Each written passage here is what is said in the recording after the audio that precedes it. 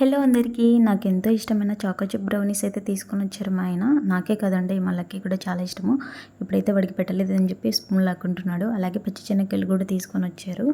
And ఇప్పుడు lucky కోసం అయితే పెట్టేశాను. వాడైతే హ్యాపీగా తింటున్నాడు. మేము భోజనం అదంతా చేసుకునేసరికి కరెక్ట్గా 9:40 అయింది. నేనైతే మా ఆయనకి కొన్ని సరుకులు చెప్పాననమాట. ఆఫ్టర్నూన్ వచ్చేసి కొన్ని సామాన్లు క్లీన్ చేశాను.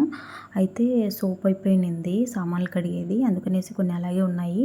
ఇంకా ఇప్పుడు తినేసరికి మొత్తం అన్నీ ఎక్కువ పడిపోయినాయి సామాన్లన్నీ. అయితే నాకు మాత్రం ఇప్పుడు అసలు ఓపిక లేదండి. మార్నింగ్ అయితే క్లీన్ చేయాలి. ఆయన అయితే సరుకులు తీసుకొని వచ్చారు, వాటిని అయితే పక్కన పెట్టేశాను. ఇప్పుడైతే మార్నింగ్ చేసిన మసాలా అన్నం మిగిలింది, అలాగే నిన్న చేసిన చికెన్ పులుసు కూడా ఉన్నిందనమాట.